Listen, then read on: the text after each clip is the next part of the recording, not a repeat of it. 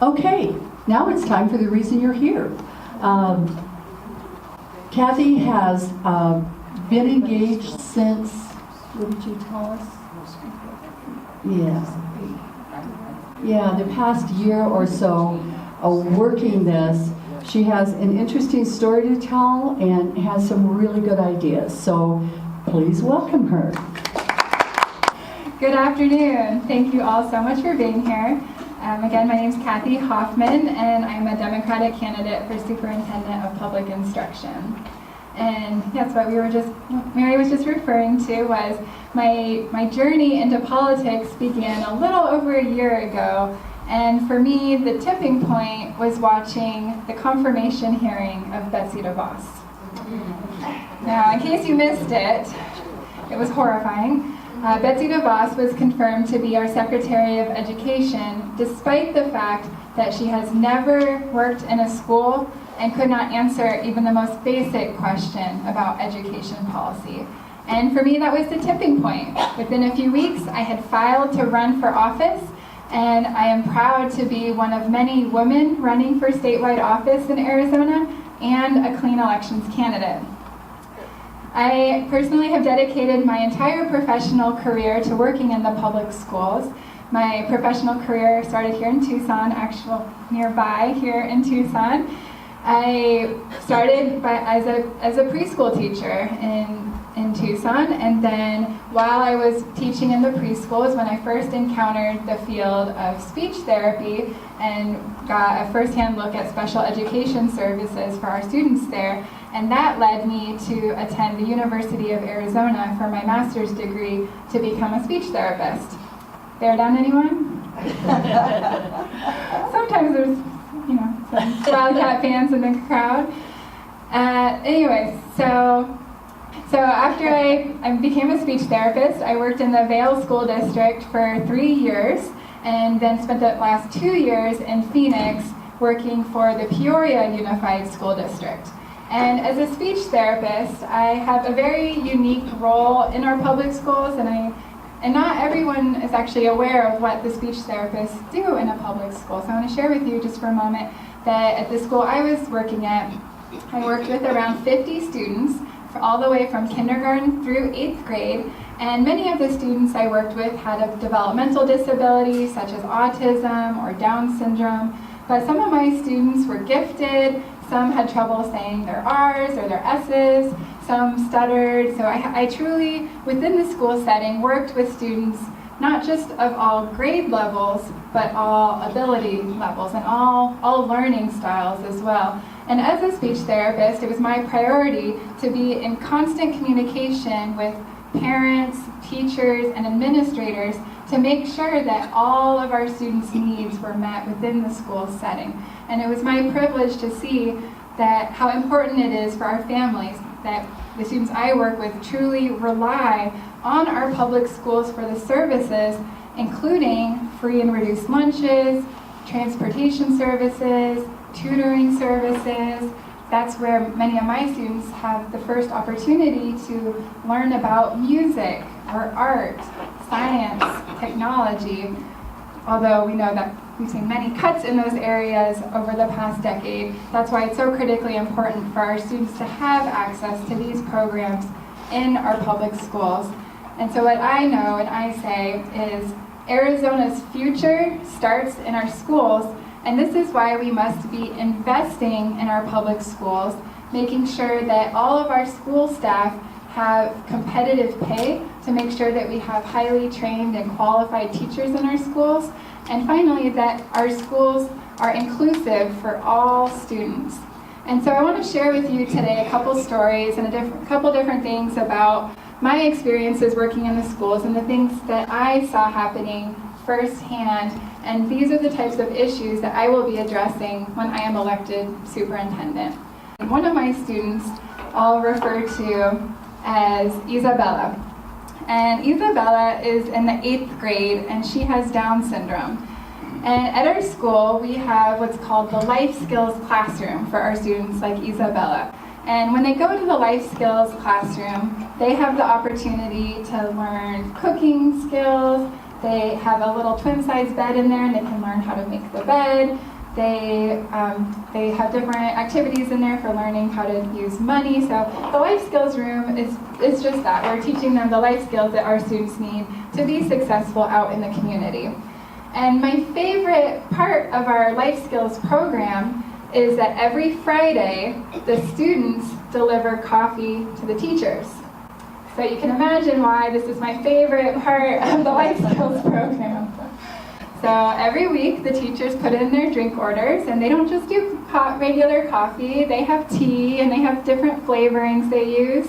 They do hot coffee or iced tea, and we have a whole menu to choose from. And then Friday morning, our students go into the life skills room, and the older students make the coffee. They are learning those skills of measuring out the different drinks and ingredients, and then they take the younger students, the kindergartner and first and second grade students, and they take the coffee drinks and they deliver them to all the teachers that have ordered their drinks.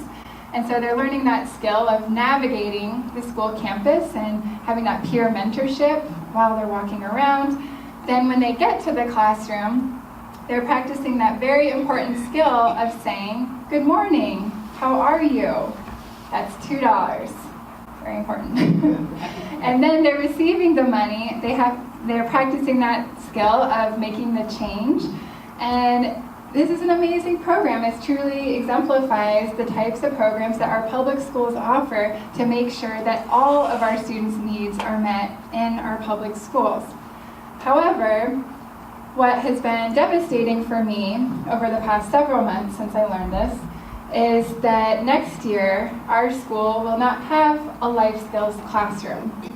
And the reason that we're losing the life skills classroom is because Arizona has what's called the English only law. Have you guys heard of this?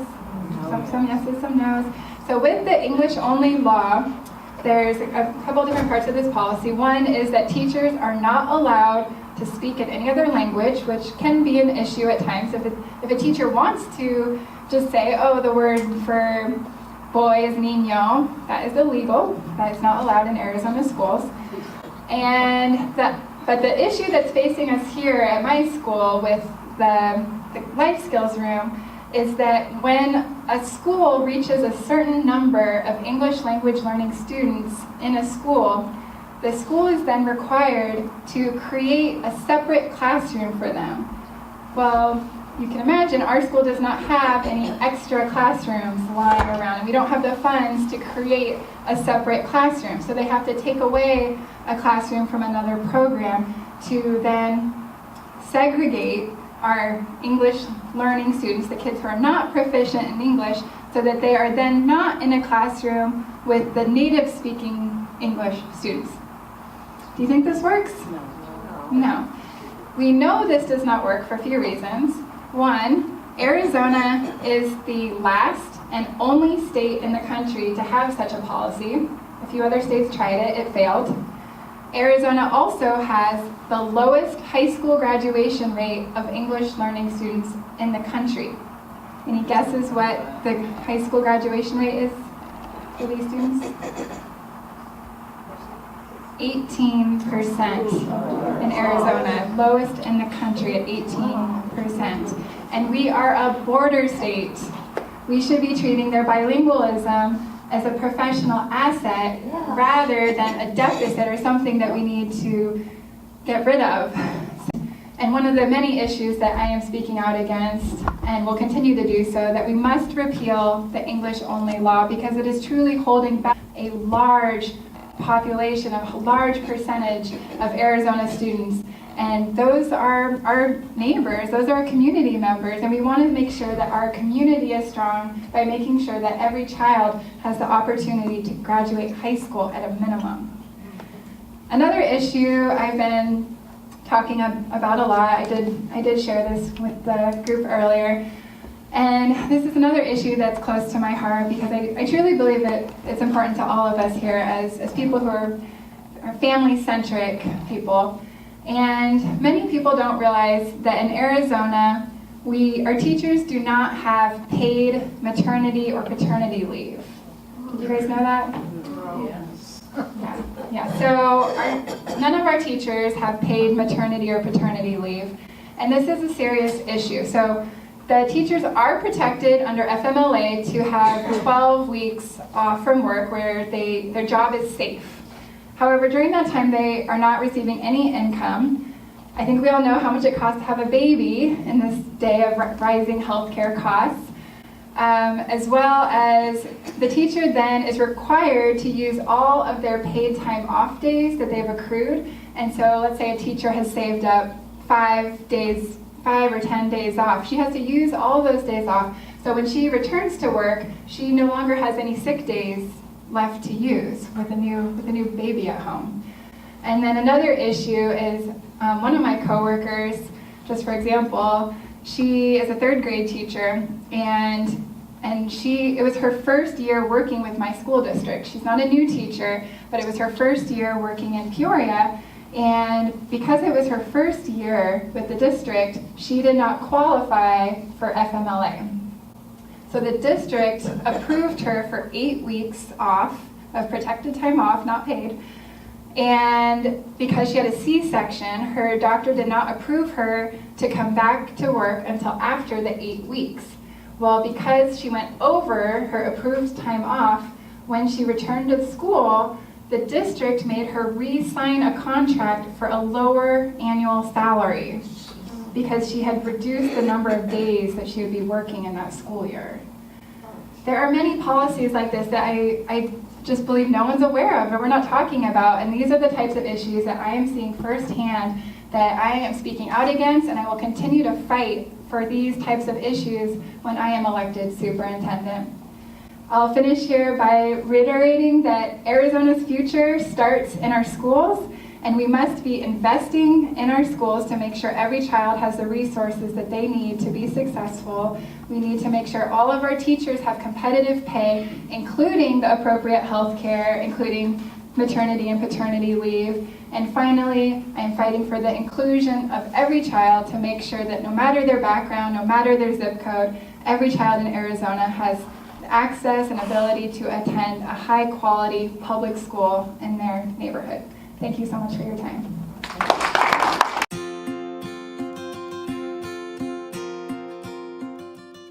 I could talk about charter schools for an hour. So the question is, what do I think about charter schools? The short answer is they must be more regulated. They must have more transparency. It is shocking to me that they are receiving millions and millions of our tax dollars, but they are not held accountable to where is the money going. We know that many of our charter school owners, not all, but some, are using the charter school as a way to profit millions of dollars, and then they can spend those, they can take the money out of state if they choose. And we want to see our tax dollars that are meant to go towards Arizona public schools going towards our teachers, our students, our facilities. So that's why I'm concerned with that. I do know there are good charter schools out there, so I'm very careful to make sure we're not demonizing charter schools. There are some that do have a good mission, they do have great teachers. I'm not trying to break up any community that's made up of teachers and families that support that school. But alarms go off when you hear about charter school owners saying that their goal is to open 200 more across the country. It sounds like McDonald's, not an education system. So I have many concerns, but I want to partner with the charter school owners and the charter school board to make sure that all of our students and teachers that are in the charter schools have what they need to be successful too.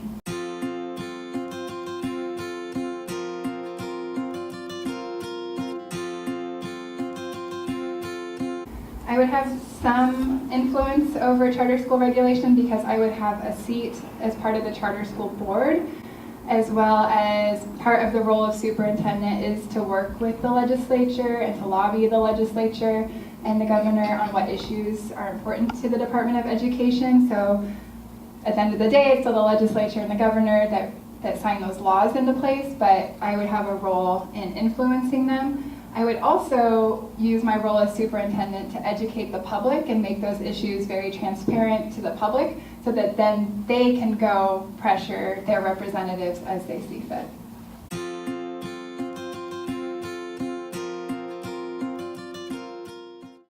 I oppose the expansion of vouchers because it defunds public education. Yeah, yeah.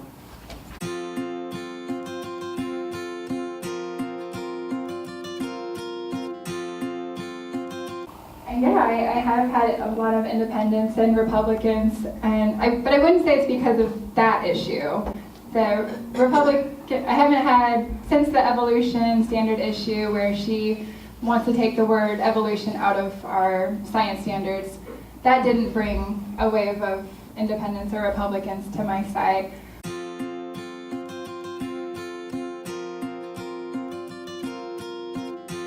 What I saw was during Red for Ed, when she said that when the teachers walked out that she wanted to take away our teacher certificates because what we were doing was illegal. That's where I saw Republicans coming to me and independents coming to me. I had Republicans saying, I need to re-register. I need to at least be independent so that I can vote for someone else in the primary. That's when I really saw that shift. A number of years ago, I understood that there was a group of governors who put together Common Core, which was a curriculum that all American students would have a certain basic knowledge of, I don't know, civics or history or whatever, and that majority of the states ratified it or agreed to it and were happy to have it. And that all fell apart. Can you tell me why? What was wrong with that whole process when all those governors said it was a good thing? I can speak to Arizona that the reason that Diane Douglas opposed Common Core was mainly that they didn't like the federal government dictating what is being taught in Arizona schools. But at the end of the day, when I look at the standards we have in place now and compare those to Common Core, it's almost the same. We made some slight adjustments. I haven't looked at that recently, but I know that they're very similar because we do want our kids to be on track. And the standards are goals, and it guides the teachers' instructions of what our students should be achieving in our schools. And I do have issues with the AZ Merit, the way that we're testing our kids using the AZ Merit. Could get into that, but as far as the standards go, they renamed them here in Arizona, so we don't call it Common Core anymore, but it hasn't changed that much. And when I talk to teachers, they appreciate when standards don't change too drastically from year to year because they want to be able to, they want to improve their teaching and keep challenging kids. But if you did a big overhaul of standards, then they'd have to completely write all their lesson plans, come up with new materials, and that would really ruin some of our teachers' free time. To the steering committee, what your kind of first line of attack was going to be and what you propose to do, why that is. Earlier was discussing my first order of action as superintendent, and that would be an audit of the Department of Education because we've already seen multiple signs of misspending and misallocation of funds. The Department of Education receives state funding as well as federal funds. And the first thing that we must do is make sure that the money is actually going where it should be going. Last year, it was last fall, we saw reports that $86 million of federal funds were misallocated. So that was Title I money and special education money that some districts got too much and some got too little. And that was actually reported by the Department of Education that they caught this mistake. And that's one reason why it would be very important to me to do an audit. I know it doesn't sound fun or sexy, but it's what we have to do in the office to make sure that it's working the way it should be working. So my second piece of that would be to partner with the Office of Civil Rights, the Federal Office of Civil Rights, because many of the issues that I am fighting for, making sure our kids in special education have what they need, making sure our English language learning kids have what they need, many of these issues fall under the umbrella of civil rights for our students. And we've seen many instances where these civil rights have been violated, and I've seen it firsthand in our schools. It could be as simple as documents not being translated for a family. That means you are not giving that child or that family access to the information about their child's education. It could be in regards to the the American Disabilities Act, that something is not accessible for a student in a wheelchair. My second order of business, we'll call it, would be to make sure I'm in direct communication with the Office of Civil Rights and start partnering with them and work with them to make sure that my staff in the Department of Education is fully trained, so that then we can make sure the district staff is fully trained and make sure that we're resolving any open lawsuits that may be ongoing.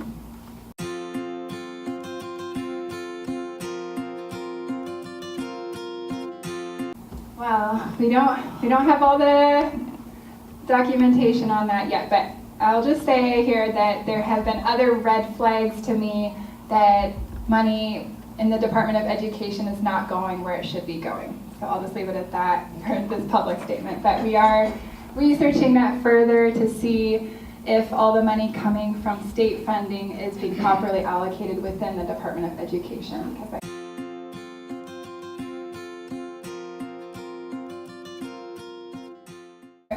When I was growing up, I attended a public school in Portland, Oregon that offered a Japanese immersion program. And so I had half the day in Japanese and half the day in English. And as such, I fluently speak Japanese. It really doesn't come in handy very often here. I went on to study abroad in Japan. I worked in Japan. I majored in Japanese in college. But then I realized actually Spanish would be a great professional asset to learn, especially coming here to Arizona. And so I studied Spanish as well and speak Spanish fluently.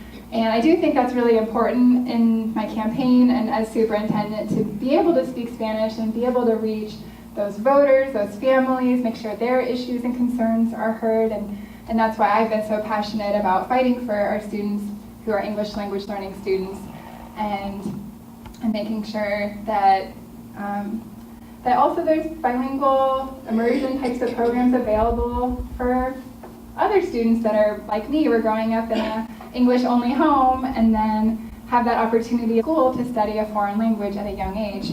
I can tell you personally, it's opened countless doors for me, and so I'm a strong advocate of that. Kind of in reference to the past question about teaching evolution, what is the role, would your role be in terms of curriculum? How do you envision that, and how would you work that? What would be my role in helping develop the curriculum? So the way it's been working, and I think should continue to work, is we have a group of teachers that are developing the curriculum. I don't believe it should be any one person developing the curriculum. It should be teachers who are highly trained. Teachers come together, and that's what was happening with the evolution standard. Was the teachers came together and they had a board or a committee that came together and wrote the standards. Then when it got to Diane Douglas's desk, that's when she made the cuts to the word evolution. I see that as a misstep by her, that was not her role to take that word out. That is a significant misstep. And so I don't see my role as the person who's going to argue with the teachers on what should be in the standards. I see myself as a facilitator, a collaborator, someone who is going to be in conversation with the direction the standards are going, but not the person who comes in when the teachers are done to say, take that word out. That's wrong. I wonder if your audit will include the empowerment scholarship accounts, the vouchers? Absolutely. So the empowerment scholarship account department, there have also been signs of mismanagement.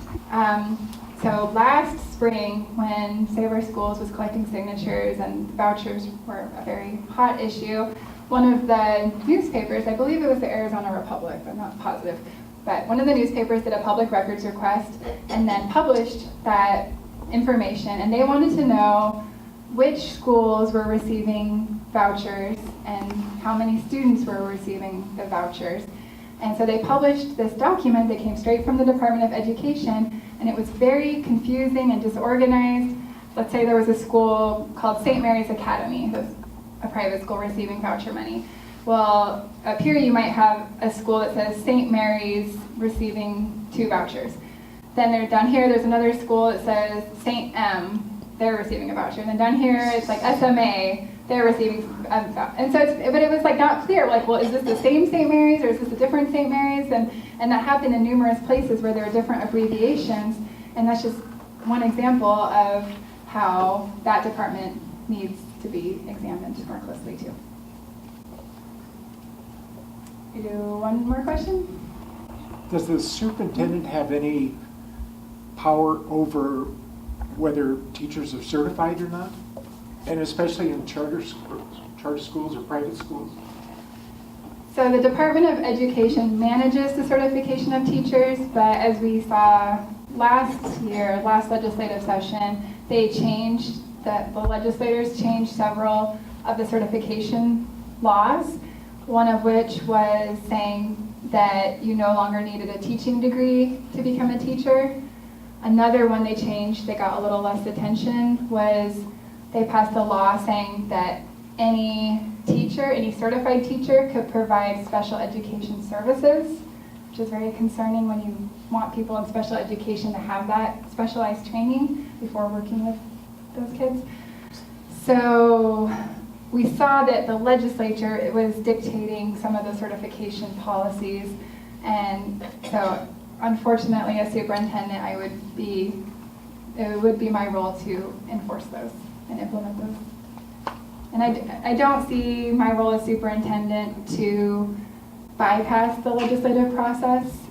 I strongly believe in having that democratic process of electing our representatives to represent us, whether or not we like all of our representatives. They have been elected, and I, again, respect the limitations of the role of superintendent, and I don't see it my role to break the law. I don't want to be battling lawsuits. I want to be doing what's best for the kids and fighting for the issues that our teachers and students need. 2 years ago, Diane Douglas got in some kind of a squabble with the state school board. Is that the? Yes. How would you deal with that? And why they're even located in another building, right? So there's a board of education, which I would hold a seat on, and the board also comes up with policies based on the legislature's policies, and it would be my job to implement those policies.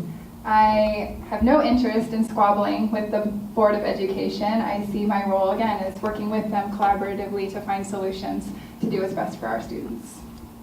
My Facebook and Twitter and email are all on that card on the back, so please reach out if you have more questions. I'm happy to respond that way. Please follow me on social media if you are on any of those different types of social media programs, and thank you again so much for your time.